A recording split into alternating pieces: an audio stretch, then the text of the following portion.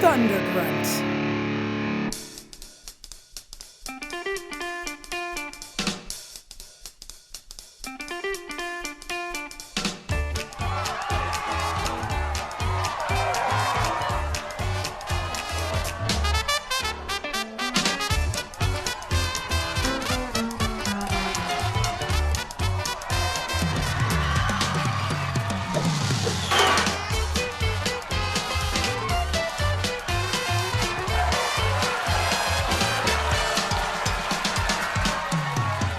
Hey guys, how you doing? Hey, Bob.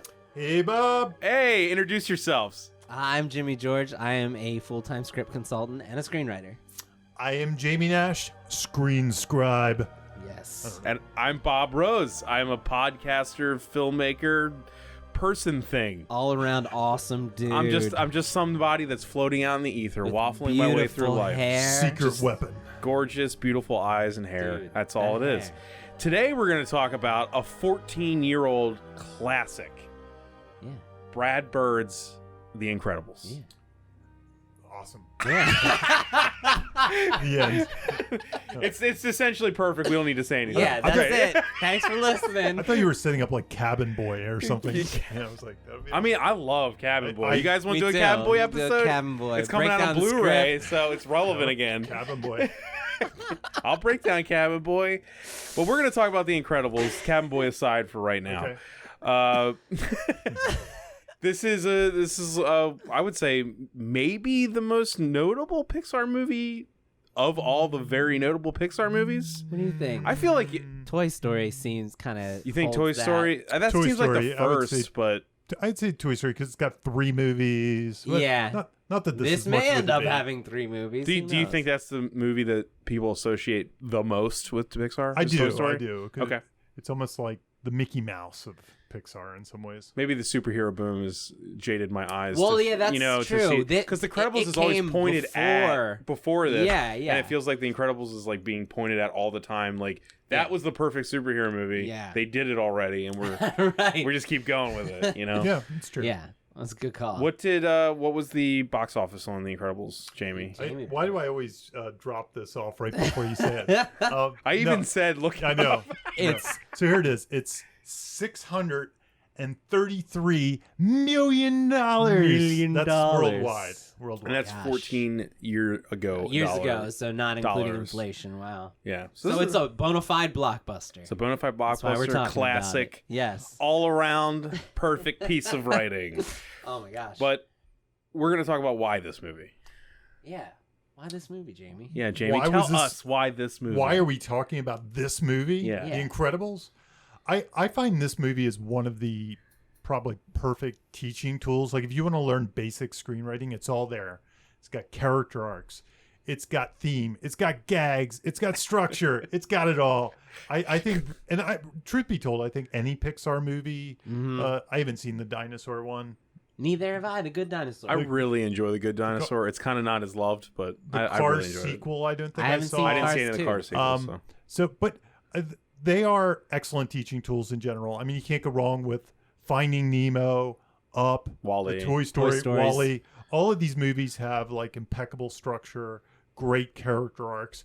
Every single lesson in screenwriting is in them. I think a large part of it is because of the way they're made. Yeah. They have time to perfect the story. Years. It's all about the story. It's about 5 Years. years per movie. 5 years. 5 And years. it's not like they go into post-production. They're always in storytelling mode. So, they can change things out. They can swap things in. They're constantly changing the story as they go. So they're constantly being rewritten. Also, as give they them go. a little credit. I mean, there's terrible animated movies that There aren't are. written well. Yes. That take 5 years. Yeah. I'm just saying, like DreamWorks is a hit or miss. And there's And no House. excuse And because they Pixar have didn't all the invent. time. Yeah, Pixar didn't invent the process No, of not how at all. animated No. films are made. Yeah. So yeah, you're right. You're right. So And they're all relatable, so that's another thing. They always choose like relatable, like what's this movie? This movie's about like marital drama, family drama, personal discovery. yeah, You know, it's all like stuff. Even though they're superheroes, they make it very personal and relatable. They And seem- they tend to do that. they seem to be one of the first ones that kind of hit on these stories that were as much for adults as they were for kids. Oh, definitely, yeah. It's I mean, this is a movie with death, murder, I mean, there's a lot of adult themes in this. You know, definitely. yeah. Like they kill people at the end. Kill people. Yeah, it's like straight up. It's not even a question. I mean, the beginning gag. There's a suicide in the beginning gag. I know. Yep, There's a suicide. Yeah, in the prologue. Good call. Yep. Yeah. Yep. Which is, I haven't watched this in about 5 years, and I watched it again for this podcast. And when the suicide came up, I was like, oh, Whoa. right. Yeah. Wow. This wasn't playing around. So, Yeah. yeah. But so anyway, this movie is Brad Bird. Yeah, Brad Bird. His history is I'm trying Iron to, Giant. Amazing stories. Amazing stories. He wrote 2 episodes of Amazing Stories. One of them, my favorite. Oh yeah, that's right. Batteries Not Included. Yeah, and he wrote Batteries Not Included, which I he fucking worked on The love that Simpsons. movie. Worked on The Simpsons. Yeah, so- directed a couple episodes. Yeah. Sideshow Did he Bob. really? Yep. That's awesome. Some of the best Simpsons episodes. Iron Giant. Iron Giant, Giant. which wasn't a commercial hit, but right. critically acclaimed. It's Become a beloved. classic. I mean, Yeah. Ready Player One, it wouldn't have used that if it wasn't a beloved movie, right? Yeah. No. And he said they brought him in. So this is on the Incredibles extras. It was this was illuminating to me. After all their success, they felt like Pixar was getting complacent. Like the people in Pixar, John Lasseter, felt like their storytelling was getting complacent, despite all that success. And so they brought him in to shake things up. God, when you're at Pixar to say we're getting To say, complacent, We need maybe that's why they're We need to Pixar. shake things up, yeah. And he then built his own team based around what he wanted to do with this Right. movie. If I remember, he brought a lot of the 2D animators Yep. in. So they were all learning at the same time. yeah, because because he wanted all that flexibility that you have in 2D animation with all the cost saving and visuals, awesomeness of the 3D. So they're all learning on the fly, which Yeah. is just crazy to And think about learning this through movie. conflict in some ways, like Yeah. both sides challenging each other, just like any good screenplay. Man, it was shocking to me to learn about so I had heard a lot about how in the old school animated movies were based on the artists were the ones dictating the story, and then they figured out based on all the things that the artists would come up with, then they would craft the movie around whatever the best was left from that. Right. And it sort of seems like they've kept part of that. They've kind of meshed it with the standard that Pixar has set with their storytelling, like script first. Yeah. Yeah. So I did not know that when he would write a page, like they talk about how he would write pages and then he would bring it to the story department. Right. Yeah. So there's it's interesting. That was crazy to me. There's a good book called Creativity Inc. If you ever want to. I've heard of it and never read it. Really good book about the process of creativity. I don't know that it even outlines the stuff you're talking about can be found on YouTube. There's some great YouTube videos on the making of Pixar and things like that. What you described though, there's this whole thing called the brain trust. Okay. At Pixar. Now, would you say this is indicative of if somebody out there is aspiring to write animated movies? Would you say their expectations ahead of time would be to expect this as part of their process, even if they're trying to write a script? So generally, the idea, if you want to be an animated screenwriter, or if you want to be somebody that writes Pixar films, which is a different beast than just being a screenwriter. which is a different beast. Okay, I just want to point that out. That's what I'm asking. A lot of people probably don't you know have that. more insight into this than myself. Generally, the advice is don't do it. It's been that way for years. And it's basically because the animators typically want to write their own stuff. And that's what it seemed like to me when I was in this learning case, about this process. Brad Bird wrote his own stuff. Now, we've seen Michael Arndt came into Toy Story 2, and I think Josh Whedon was on Toy Story 1. Yeah. And there's all kinds of people they bring in now, but it's typically they're established screenwriters from completely different sides of the world that they bring in to bring some emotion or something. They're not looking like, let's say you're writing The Incredibles. They're not looking for people that write superhero movies. They're looking for people that write family or whatever. Yeah. That's who they're looking Maybe even for. comedy. Yeah. Right. Yeah. Because the animators actually write the films as they make them. Work out the art. Yeah. Because the animators are really the actors, they're the artists, they're the cinematographers, they're everything. So they like to control that. And I've been involved in a couple different animated That's why films. I asked you. Yeah, I know. It's funny. I've been involved in 2 different things. Neither project ever got to the finish line, or one didn't get to the finish line with me. I think it's still out there. Was one that Smurfs-like thing? It was. I remember. Well, that one was a live action. So never mind. It was a live action mixed with animation. Okay. There are two others. I won't name them. Because one of them's out there. But but it was one of these things where they brought me in to work on the story, but I was working on it with a lot of other people. Okay. And the thought was, I remember they were going to fly me out to when they started producing the story reels, which are like animatics. Yeah. And that was a large part of the writing process. So the way these films are typically made, and Pixar as well, is, they might write a screenplay of some sort. In Pixar, they bring it to the Brain Trust, which is it's like an all-star team of all their directors and producers. Yeah. And they give feedback, and then you keep rewriting it. They workshop it. Then they might actually go to, I'm not sure if Pixar does this, but they might actually go to like a storyboard process. That's what they did there's some extras of him bringing just pages, sketches. like right out of finishing the pages, and then they acted out. They would decide on what they liked about it being. They would pitch him, the story department, the storyboard creators would pitch him Rises and Falls based on his pages. Here's what we want to do creatively with what you've given us, which was fascinating to me. Okay. So this is all in the DVD. This is all on the extras. Okay. And this is common to all forms of animation, which you just said. So usually there's like a storyboard I had heard of fade. that before. And I, some of the people I worked with, and this was really interesting for another project, is when they pitched me the story idea to be the writer on their film, like they already had like a treatment. They did it by showing me pictures. It was like a picture book. Like they sat there and talked to me, and they'd show a picture. Here's this character in its natural habitat. Next picture, and then this thing happens. Next picture. So many ideas are already planned out, and They have the characters. They're showing you little scenes, action, the way the action. You're not building that world. You're it depends on writing the within project. world. Depends, yeah. It depends on the project. But in that particular one, they had already had like a treatment, and they were bringing me in to kind of put it together or put the pieces together. Okay. And then on top of that, so then let's say you get through that phase, then they go to like an animatic phase, and the animatic tends to be visual storyboards. They turn those storyboards into movies. So they might put some After Effects things in them. And Pixar does an awesome job of this. Yes. I've had a couple of my things turned into animatics, and they weren't so great of jobs. In fact, they were pretty bad. But if you look at Pixar's, they're almost... They look exactly like the finished product. They're fun without to watch. the texture. They're fun to watch. And I found one recently, the Incredibles one on YouTube. It was probably one of the extras from the DVD. It's on there. It's great. It was amazing. It was amazing. And it shows some alternate paths. Like there's a completely different ending for the Incredibles and stuff like that. They show that whole thing to the Brain Trust, and it's like a 2-hour movie. Yeah. And then the Brain Trust gives notes on it. Like, we don't like that ending, switch to this. And a lot of time, like, the director's doing the scratch track and things like that. In fact, that's how Edna Mode or whatever came to be, is Brad Bird was doing the scratch track, and they never quite got anybody up to speed. But anyway, so they give a full round of story notes for that. They revise it. They keep doing that.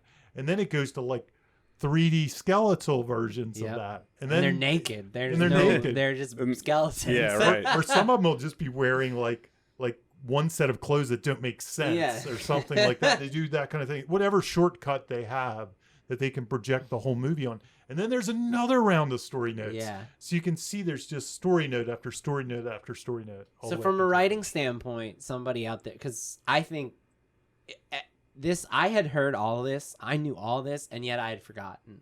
And then when I was watching all the extras, I was like, "Wow, this is so more much than just, less than the it's writer. It's not just some singular vision." Yeah. So would you, as somebody who's been involved in a couple of these, because I think that I have friends and clients who specifically want to write animated movies. That's what they want to.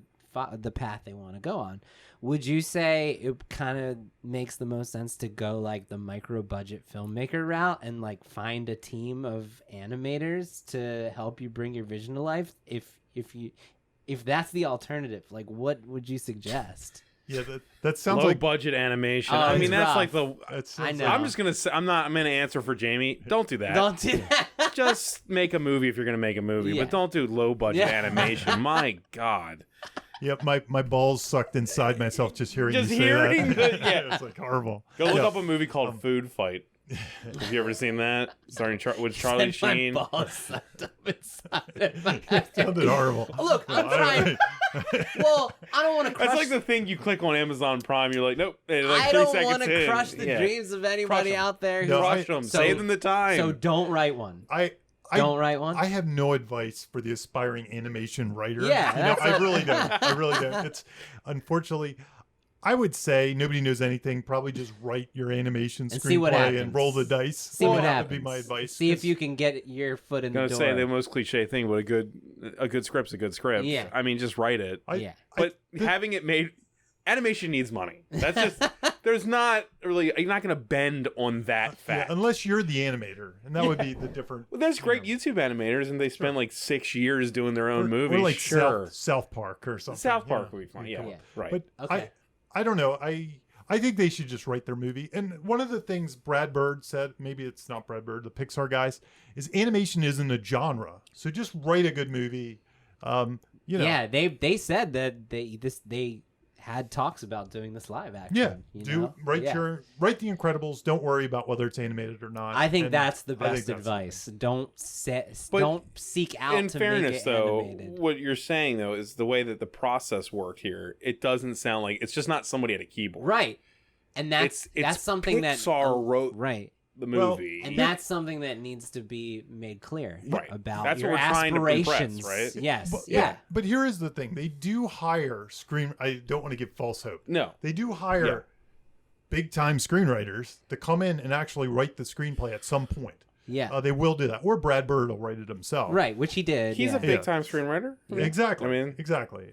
So they do bring people in. The strange thing also about Pixar and animation in general, it's not governed by the WGA. Wow. Yeah, at all. Really? At Oh. all. Zero governance by the WGA.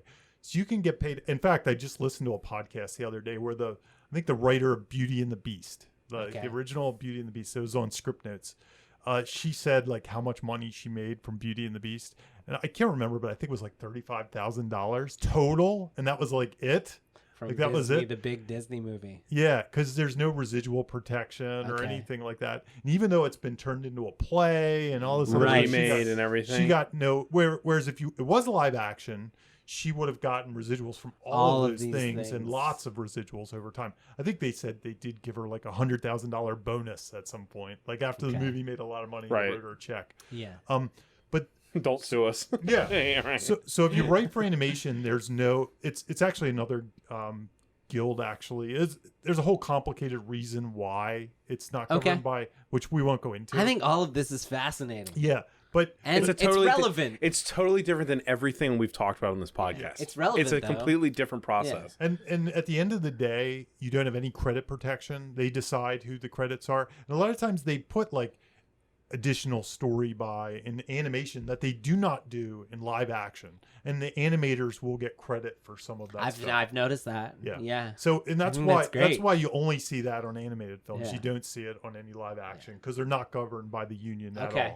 all. Okay. The one thing I will say, the funny experience I had, I remember one time when I went to one of these animation studios, and the culture was so different. So they were calling out like, remember when Woody Woodpecker did this? Blah blah blah. Remember that episode of Bugs Bunny? yeah. And I could not keep up with them. It was like, kind of like how we would talk about movies. Yeah. They talked about individual They were episodes of passionate. Popeye or something. Or Well, there's a you know, reason they're there. Yeah. I mean, right? Yeah. and Yeah. they knew That it makes all. sense. They had an encyclopedia. Like that's how they talk to each other. And I wouldn't be able to talk that. So they would language. communicate creative decisions based on those classics. Yeah, like we Yeah. need a William Fletcher, or Yeah. you know, and I'd be like, I don't know what that means. But, Right, you right, know, it's yeah. like, but they would know, and so there's a whole different culture and love and passion that they bring to Yes. it. That was kind of fascinating when I That met is them. interesting. It kind of gave me some weird energy. You know, it was Yeah. like this is good energy Yeah. that I hadn't had before. Gotta break out the I Warner gotta Brothers imagine. cartoons. I gotta imagine if that's what that's like at whatever studio you're talking about. That Pixar, it's got to be. It was a really Yeah. small studio.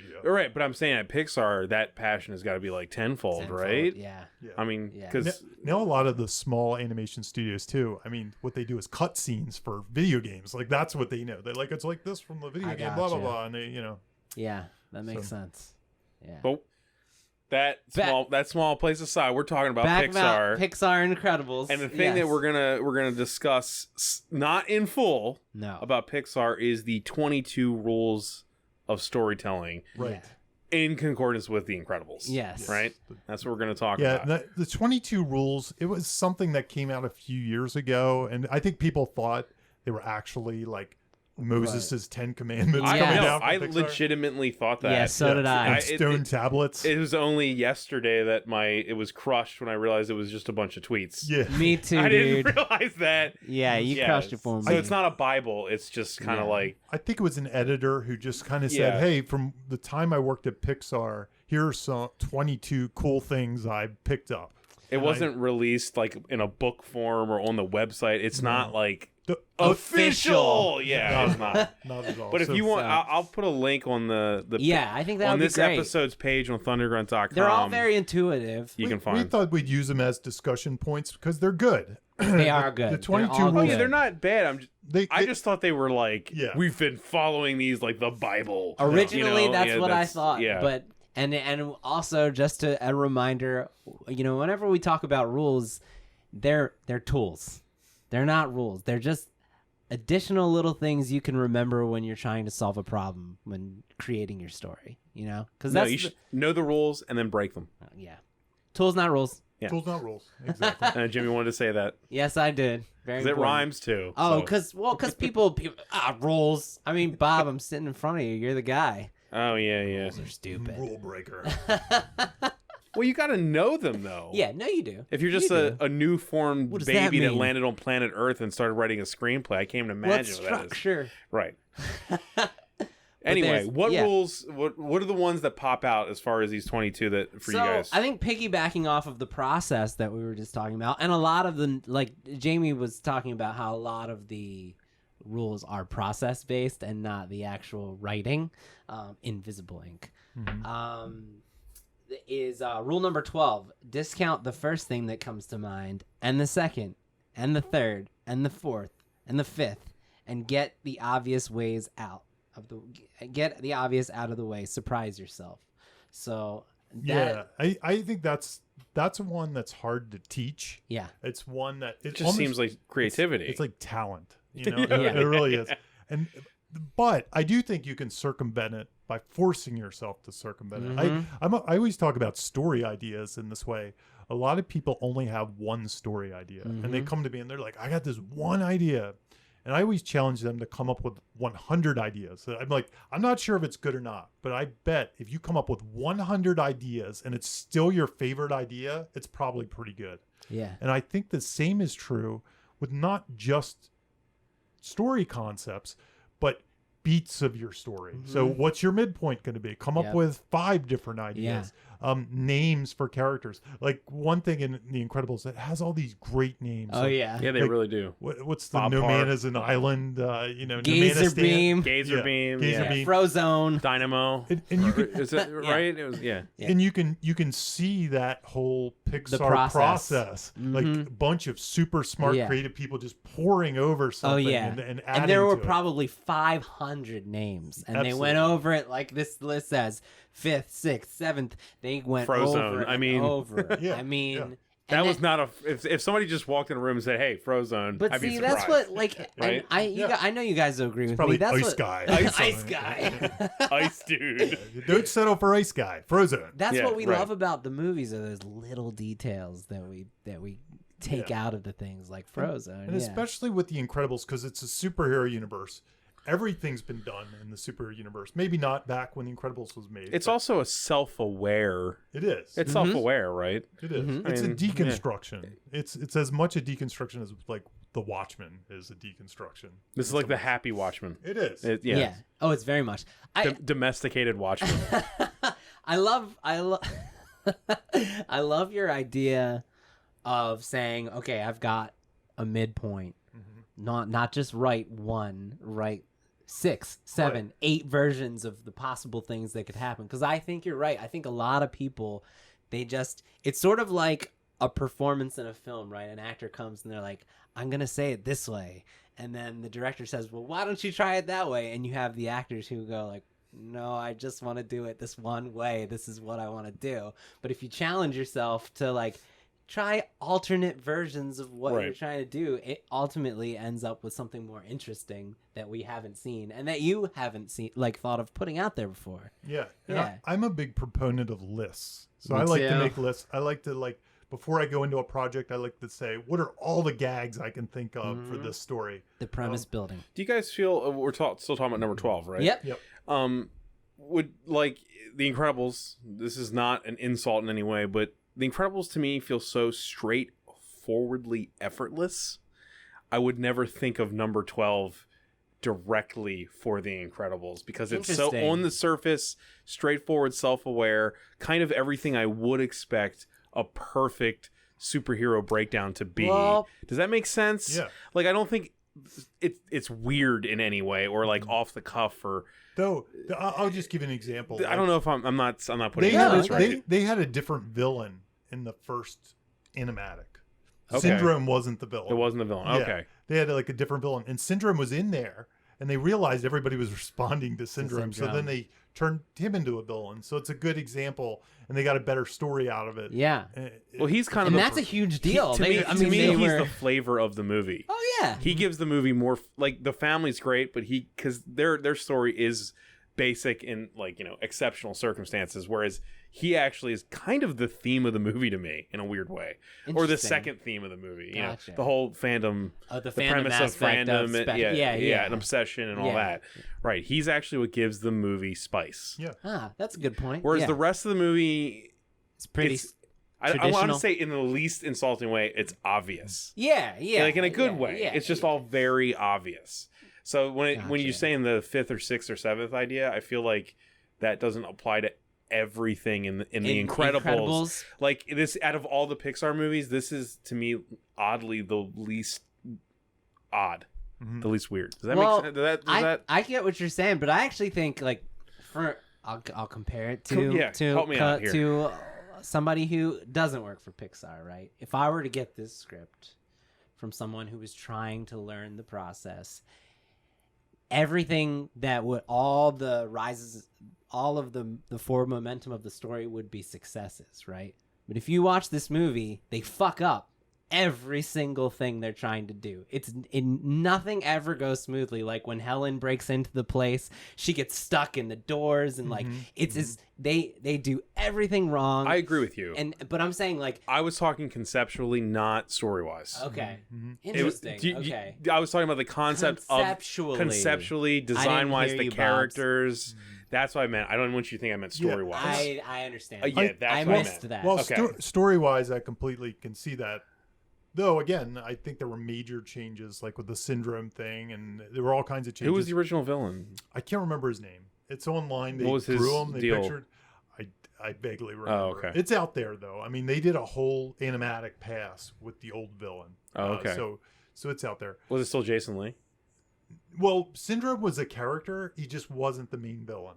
So He was Oh, in yeah. there, is what he was saying. Oh, and okay. everybody was responding. He said everybody was responding so well to him that they cut the villain and they Oh, okay. refocused the whole story And, around. and while some things Maybe that's where the prologue came from. it could be. Yeah. It could Yeah. be. And while some things, the story might be the thing that needs the third, the fourth, the fifth. Sometimes it's just the story beats. The It's moments. it's Yeah. the moments. It's the gags. No, I'm on it's all- board for Yeah, that. yeah, it was yeah, more yeah. just conceptually to me. Yeah. The Incredibles seems extremely straightforward. from a story standpoint, from a conceptual standpoint. I get you. Yeah. But I like you were going to the list, and we kind of got off the topic. You were talking about lists, and I'm a big fan of lists Yeah, too. no, I mean that's really all. Yeah. I like to do lists all the time for gags and things like what are the 5 gags. In fact, I think it's a good writer's block tool. Mm-hmm. If you do get blocked, just force yourself to write as many as possible, but Yeah. try not to worry about being good. Yeah, it doesn't matter. And actually get a little crazy. Like Yeah. do the worst version, do the funniest version, do the version that doesn't belong in the movie,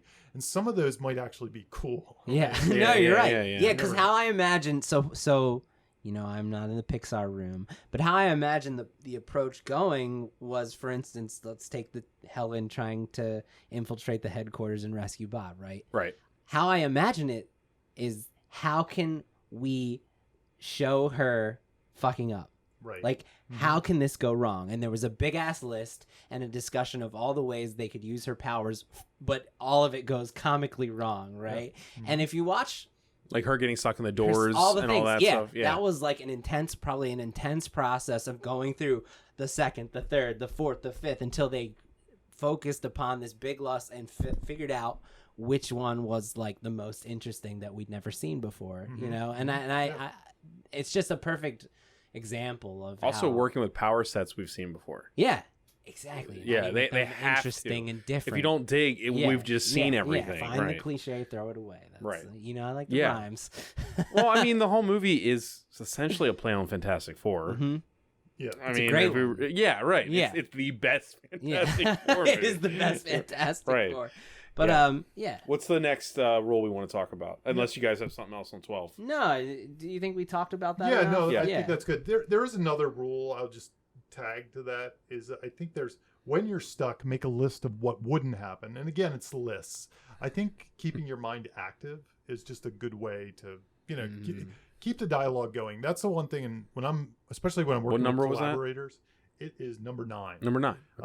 When I work with collaborators or if I'm in like a kind of writer's room scenario, just keep talking. That's the thing. Yeah. No matter how you approach it, if you're going to get silly, if you're going to get weird, just keep talking. And I think that's another way to kind of approach that. Yeah, we do the idea books. Yeah. Chris and I. Oh, that's good. Yeah. That's good. What's the next one you want to talk about?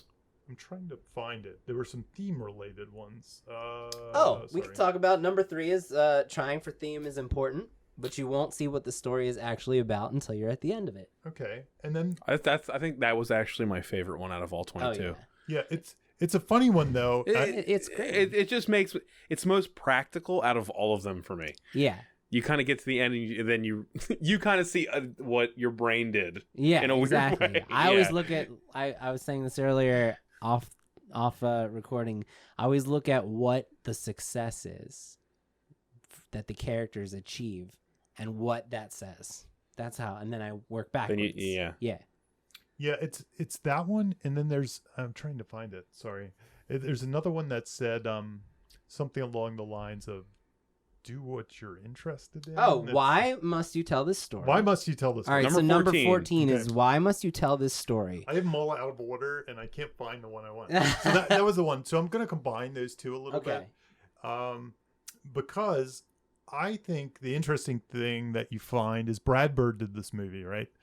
And it's a superhero movie, but what is it really about? The cool part is it's kind of a guy having a midlife crisis. It's his family.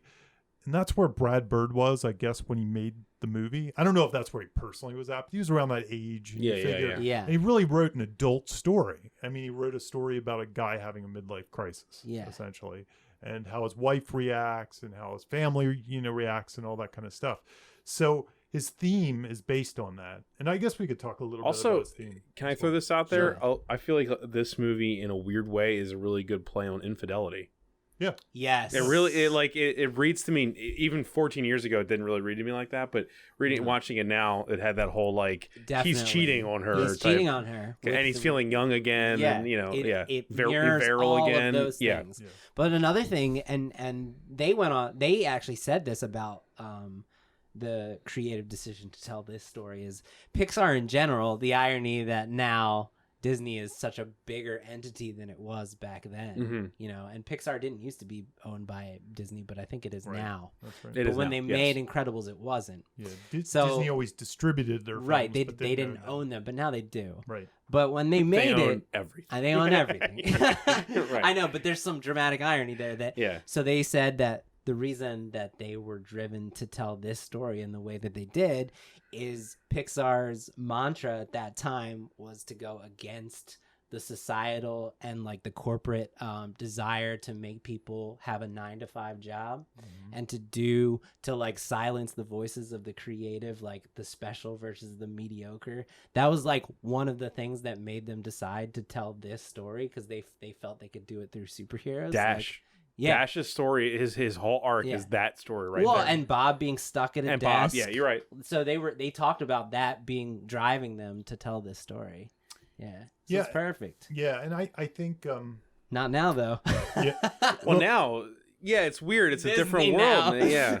But you find a lot of movies that have the theme, the character arc is dad needs to care less about work and more about the family. Like Yeah. that's a very, very common. Yeah. And I think it's because up until this point in time, a lot of middle-aged white male guys with jobs wrote movies. So it's kind of like, that's a good point. yeah, there's a lot of guilt in It there. was and just stuff. sharing. It's a very common. But this movie Yeah, doesn't really play. I don't feel like there's a neglect arc in there of No. as much. What's your standard, Jamie? There's 2 types of arcs when it comes down to it. it was funny. I was just trying to think of what that was. You learn I was trying to work with others Yeah. and learn confidence. It's pretty much what this movie is. Learn to care more Well, or learn to be confident or something like that. I can't Jamie remember. can't even remember I can't his own. his own thing? I didn't You invent taught it. us. When I he didn't said invent it in it. the past, I've been like, God, that's so simple. The student becomes the master. It's so funny though that you said that because it's just sitting here trying to be like, what was that exactly? I heard you, dude. Couldn't remember. Exactly. But I think it's learn to care more, or I think it's you extended it to 3, and it was learn to have confidence, learn to work with others, and learn to care more. I think Okay. that was the 3, and all 3 of them are relevant. In learn this to story. learn to work with the others might have been the one we threw in there. Okay. But which is what this theme is. Well, why don't we Yeah. talk? Since we're in the theme territory. I mean, This theme's pretty obvious. pretty obvious. And they nail it right in the thing. It's amazing how they nail it. Like in the wedding scene, that whole "I do" beat, yeah, which kind of it hints at everything. And then later on, she says, what does she say to him? It's at the "I do" beat. You have to be more than Mr. Incredible. and he says to her, you have to be more flexible. And you have to be more flexible. Yeah. And Waka that's- waka. It's a great line. But it's so subtle. Yeah, it's great. And it's Yeah. another one of those That's their story. don't do the first draft. Do that Yeah. because that's not a first draft. kind of Absolutely line. not. That's like That's a the one you- polish. That's the one you find on second, Yeah, third, you go, or oh fourth. shit, You're like, yeah. foreshadowing. Yeah. Yeah, it's good stuff. Those moments when you. And then Yeah. I'd say the final arc, like the after the all is lost before the third act, that's a little more like you'd get on your second draft, which is when she finally confronts him. Yeah. And I agree. yeah, and It's she, less. it's very on the nose. Yeah, very on the nose. yeah. If You we mean work when- together, we, you won't have to. Yeah, he says, "I'm not strong enough to lose you," and she says, "If we work together, you won't have to." And really, that's the theme. That's of the the whole theme. piece. It's, Yeah, family. compromise, work together. Yeah. You can have both worlds if you compromise. Yeah, which is compromise. kind of theme in general. Yeah. that's generally the way themes It's a good work. point. Yeah. Yeah, Um, but it's a very good movie to watch for how they explore theme and express it through the dialogue and the actions and the failures and victories, and also the opposition of Syndrome working against everybody by himself. He's like a one man, even though he has the assistant who ends up being on the good side of things. That's true. Yeah. Yeah, Well- yeah. Syndrome is that's Pixar always does this. The antagonist should be the opposing theme. Yeah, and always. the cool thing about He's Syndrome, he's driven by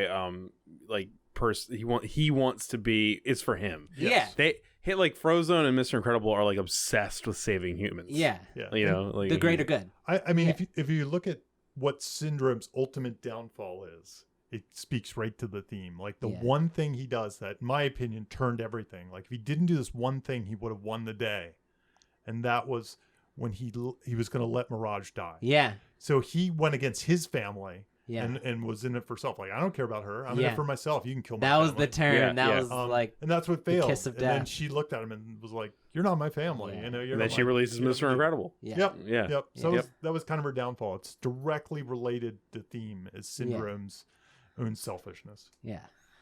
But it's a good instructive thing to say that when you're thinking about theme, you also want to think about the villain and what the villain and how you can make the villain express the opposing theme and all of their little victories, proving that opposing theme. You know? Yeah. You should work for yourself and no one else. Like Right. every time he gets one up on the Incredibles, that's essentially what's being said. Yeah. I mean, even to the point where the characters' powers kind of reflect their thematic or their arcs. Right. You Yeah. know, Shy Violet likes to turn herself Invisible. Yeah. Um, And see, we're Dash saying can't you're saying concentrate you're, on anything. you're saying Yeah. it that way, but it works so well. No, it works. Like what I mean? I'm saying it's No, just it was so on the nose. Yeah. It almost hurts. Yeah, Yeah. but they make it work. They make it dude. work. Yeah, they totally make Yeah. it work. and at some point you have to make these decisions. So theme is good DNA to use. To make those Definitely. decisions. Yeah. Yeah. I also when I watched it again yesterday, I read Syndrome as like the opposite of the theme of Spider-Man. Interesting. I mean, in the end, I was like, Syndrome is incredibly powerful. He's is a Comes genius. no responsibility. He has no responsibility. Yeah, like I just read that. With great power comes no responsibility. I haven't rewatched this movie in a long time, and awesome. the infidelity thing read to me. Oh, there's a lot of definitely. new stuff I picked up. Yeah, me too. Yeah. The fanboy side of things, the commentary on fanboys, well, I didn't pick up on. We could talk about that for hours. Yeah, not on this Imagine one, Syndrome and The Last Jedi. Yeah. Right. Is there any more of the rules you guys want to talk about? Yeah, well, so we didn't talk about, this is the longest one, but we don't have to talk at length. If you don't want which to. That number? is What rule is number it? 1, and this is the fairy tale thing, right, Jamie? Yeah, yeah. It's not just for Pixar, but No, not at all. And I've seen this in many places, and Yeah. I think it's a great way. I show this when I teach screenwriting. I show this to my students, and almost always they're very attracted to this little plan. Read it. Okay. Yeah, Read it. Once upon a time, there was every day, blank, one day, blank, because of that, blank, because of that, blank, until finally, blank. Right. Yeah. And there's a couple things going on here with that.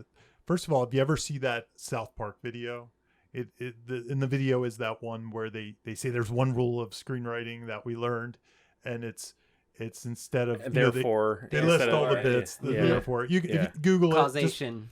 Put Google South and Park consequence. writers and Yeah. screenwriters. Oh, it's fantastic. You don't say and then. You say and Therefore. Yeah, you should say therefore. Yeah, or because of. Because of and therefore. Yeah. And that's what this forces you to do. This forces you to put your story into those terms. So it's not just a bunch of random events. Yeah. It's not like Mr. Incredible fought, Syndrome. Yeah. Mr. Incredible fought this guy. Mr. Right. It's forcing you to tell a story. It's forcing you to set up dominoes that you're going to knock down in your story.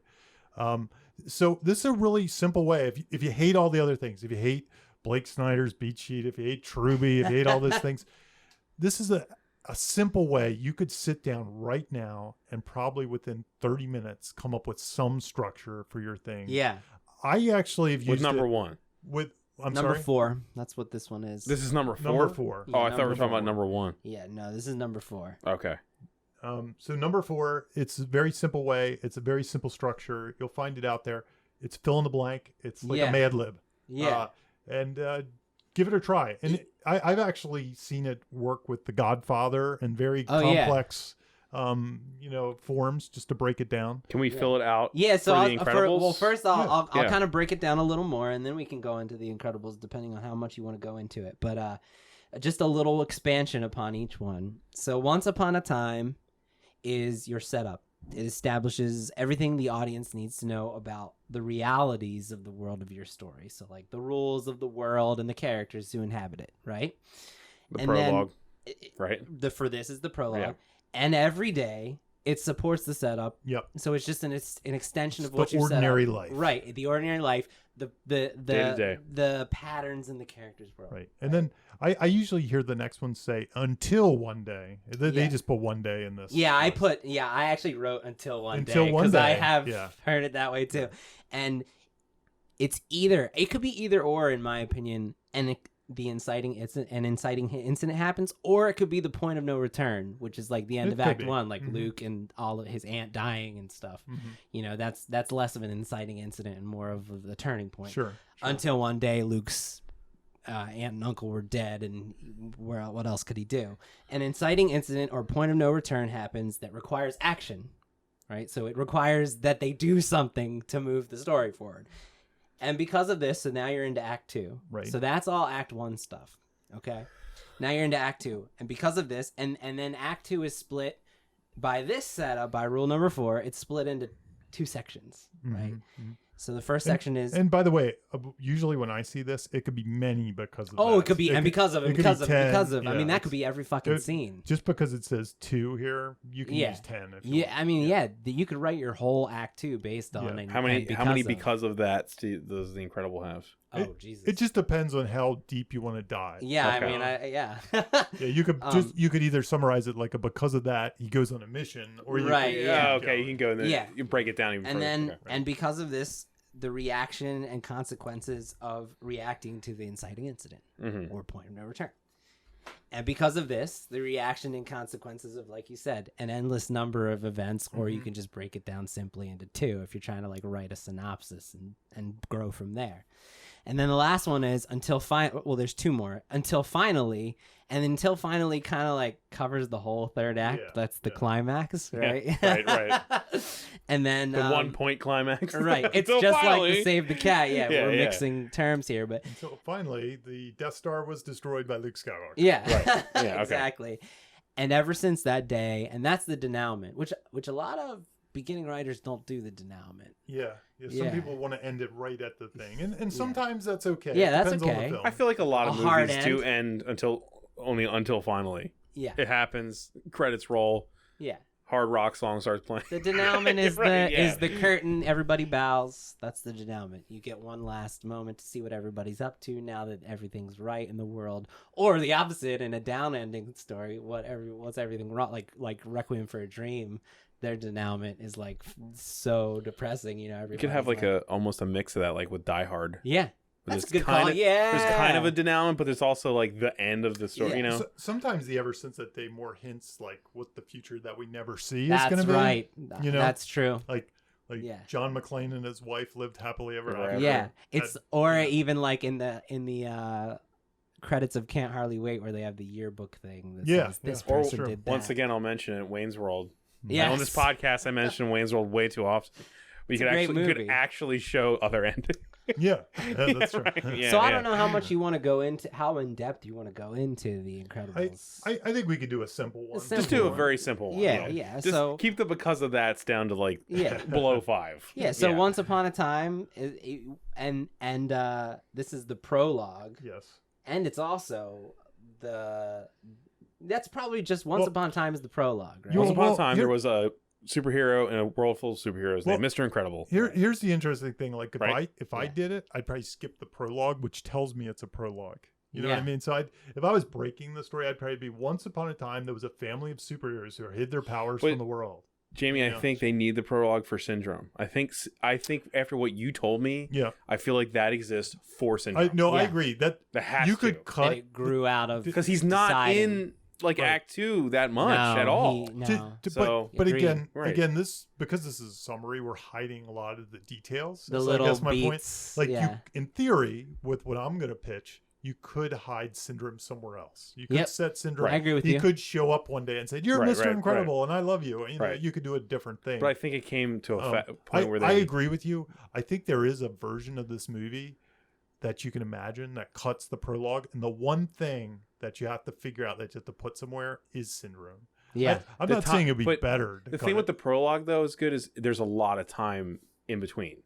You need Syndrome to go Yeah. away and have time to go insane, Yeah. or else it doesn't really work. Yeah, You know. no, Yeah. no. And if you start with like them already being a family, Yeah. how could he be a child that's obsessed with Mr. Incredible? right. Yeah. You Well, just There are a lot of bad ways you could patch it. You could have like a flashback type thing, Yeah. or footage, or videos, or blah blah blah. You know, I used to be a fan of yours. You know, monologuing. You could. There are bad ways. he you could- shows up as like a friend and he's Yeah. been obsessed Yep. with him since. Yeah. but Exactly. I'm Yeah.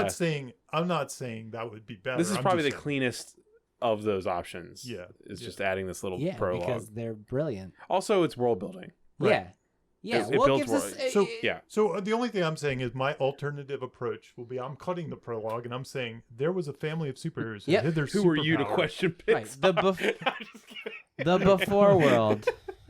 If I was in the brain trust, the prologue would be done. Which I should be. Exactly. I would have said, take your Woody Woodpecker and Now there's a great movie. No. so anyway, there was a family of superheroes who hid their powers from the world and tried to maintain an ordinary life. All or right. something like that. And every day. Well, they didn't just hide. It was legal. They were forced to hide. They They were were forced forced to to. I think forced is an important part Yeah, of this. yeah. Forced. That's in the Yeah. yeah. Agreed. Again, I'm not trying to. He's I know, breaking I a know. basic. I'm sorry. This I is know. this is what I would We're trying be to burn writing through it. if the movie didn't exist. Yeah. You're right. Yeah. Okay. So and every day. And every day, why don't I have Bob works a boring insurance job. Exactly. Helen struggles to balance taking care of the house and the kids Being while a mom being and a wife, mom and a wife while yeah. Bob is off having a midlife crisis. The teenage same girl here. feels invisible, and the boy feels restless. Dash uses his powers for bad instead of good. Yeah. Because he is not allowed to be himself. Exactly. Yeah. Until one day. Until one day. And I actually think this is the inciting incident, and it comes late as shit in this movie. I probably agree. 31 minutes. Yeah. Again, which is really late. Yeah. But it works so well. Again, partially because of the prologue. The prologue's 14 minutes. So Yep. there you go. Some great movies don't follow I structure. know. That's why this is a great example. If I may point to another example. It's rock solid still. Another example that I structure. actually know the time marker.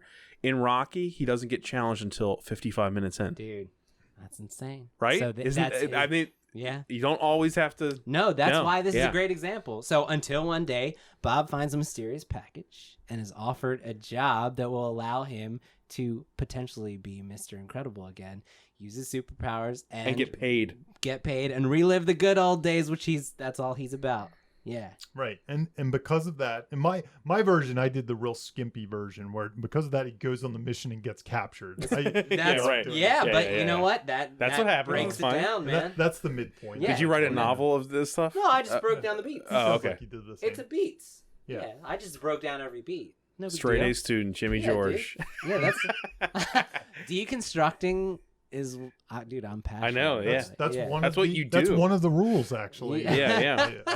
No, so it's a 2-part midpoint. Yeah. So it's Helen calls Bob and finds out that he's been lying to her, and he has been working there for a long time. That's right. That's right. And then Bob finds out that it's weird to say Bob because you're sitting across from me. I know. That's the guy. Bob finds out The real Mr. Syndrome's Incredible over grandmaster here. plan that he's been killing superheroes to build the perfect robot, and and then he gets captured. Yep. And I mean, again, my version's very simple, sticking to Mr. Incredible's POV. But Yeah. then it just goes, and because of that, his family has to come together and use their powers to save him. Yeah, That's no, what's that's Yeah, you're going broad I'm strokes. going- no, but Yeah, that's broad, yeah. that's the whole second part of Act 2. Yeah, like yeah. definitely. I That's what it's all about. It's the high level version that Yeah. you might want to come up with, like I said, in 10 minutes after you read this. Yeah, for your info. exactly. Until finally the family learns to compromise, use their powers, but still maintain their ordinary life. And ever since that Exactly. day, they live together as both superheroes and a family. Or Yeah. something like that. Exactly. Dash can play sports. Yeah, and Dash she can is be allowed seen to be and- yeah. himself. Until She's the sequel. flexible, Right. and Bob has learned to be not just strong, but also a father and a husband. Right. Yeah, Right. there Yeah. you go. Let me ask you guys this. So that's where That's where we're at. That's Yeah, where man. we're okay. Now, there's one question I want to ask you guys because this is the only thing that I really thought about when I was watching the movie. Okay. What role, structurally and even character-wise, does Frozone play? Because he's the only thing from doing this podcast and thinking about this and rewatching the movie. I love Frozone. Who doesn't? Right. But I kind of, other than him being buddy with Bob and going out, I think that's what it is, though. is that the only? It yeah. shows what happens when he works with others, the people that he cares about. You think? Yeah, I don't know if that was the theme yeah. of those scenes, but okay. Yeah, it shows like Really? think, Okay. yeah. I question that, but yeah. I don't know. I think Jamie, so. do you? I don't know. I'm pulling it out of my ass. I'm throwing it at you guys because it was something that occurred to me. Yeah, it's a good question. I think Frozone. In the also, end battle, he really doesn't do he much. doesn't do much. Yeah. Because you don't want him at that point. You want the family. There's enough with the family. Yeah. I think he represents like a different reaction to that situation with his wife. Like, you know how he's The super suit. yeah, thing, yeah. I yeah. think he's a different side of how Bob could have reacted. Like Yeah. maybe he's the opposite side of, Bob, how Bob yeah. could have 'Cause- reacted. Like only listening to the wife, only, you know, or whatever. Because he doesn't want to relive But he's the not old listening to days. his wife. He's out there doing it with He is, Bob. but he's scared about it. And he Yeah, wants to go he's home not and- the But so same. is Bob. Not the same. He's not driven by personal desire to be the man he 'Cause once was. He's driven by, I just want to help people. If I'm remembering Well, correctly, so I think you don't think Bob is too. Bob is trying to. He's trying to recapture, but he Yeah. also cares. But Yeah. I okay. remember Frozen as. I'm playing devil's advocate a little I bit. love that It's- when you yeah. do that. It's been a while, but I I remember Frozen as more the dissenting opinion. Like, what if we just went bowling? Bowling's He fun. wants He does to say do that. He Yeah. does say So, he's so kind of I got a feeling that he not was as more daring. dragged out by Mr. Incredible. That he Mhm. really wanted to get. Yeah, exactly. That was my take on it. Yeah. yes, and he does play that like small role. I guess when I was rewatching the movie, he was the only part I was like, you could probably He's a get rid window of. character. Have you ever heard Yeah, that yeah, phrase? yeah. Yeah, you could probably cut Frozone out and it'd still be a great movie. Yeah. Mhm. Even though Frozone's awesome, and I wouldn't want to lose Frozone. You know, Yeah. But it allows the Yeah. audience, I think you're right. it also gives Bob someone else to be with, Yeah, other than his family. other than his Yeah. family. Well, like that's a very yeah. good point because he's having a secret life. and he needs somebody so to be you secret need to with. express that. Yeah. Yeah. That's Yeah. a good point. It's kind of weird that Frozone isn't almost with him on the journey. Yeah, no, I know. Like that, I think it could have gone there. yeah, like Frozone gets captured with him, and then Yeah. kind of, but Yeah. then it Look would what be you got me into. it'd be more impersonal and about the two of them. yeah. Then I It'd guess become a buddy movie, yeah. You probably have to bring his wife into it and all Yeah, kinds she'd of have to more be an actual characters. character. It'd be a Yeah. little It bit just busier. complicates it. That but might have been it's a good talked point. about. I'm If- sure if, in the if they were as intense in those think yeah, tanks, I'm sure. absolutely it was that talked has about. to have been talked There's about. 45 minutes of deleted scenes. Yeah, in that this has to movie. have been part of it. 45 minutes. I would love to watch them just Yeah, they're on there. to see if there's any Frozone discussion. Even the animatics, the cut animatics are entertaining. Yep. So I could see watching the full 45 minutes of Yeah. Frozone or whatever it is. That's fine. Yeah. Yeah.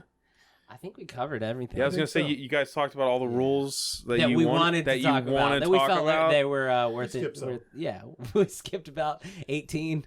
Yeah. There's a lot of rules. Go read the rules. They're Yeah, all good. they're I'll all put a very link on good. the episode page. So if you They're go to all very good. thundergrunt.com, find this episode, there'll be a link for to one of the pages that lists these Yeah. tweets. They're tweets. Tools not rules. There's even YouTube videos. There's YouTube based videos on that this. explain it very Yeah. well and everything. with examples watching. and yeah, Mhm. definitely. Yeah. Is there any- and the Michael Arndt, that's worth talking about. Oh yeah, that's right. There's a Michael Arndt video that's like Pixar's rules for good beginnings. He made it. that he came up with. There's also another Michael Arndt video going around right now that's Michael Arndt's rules for good endings, which he's kind of infamous for. He came up with this lecture that's really good if you can find it. It's on Vimeo. Yeah, look those up. They're very instructive. Is there anything else you guys want to say about Brad's Bird's almost flawless?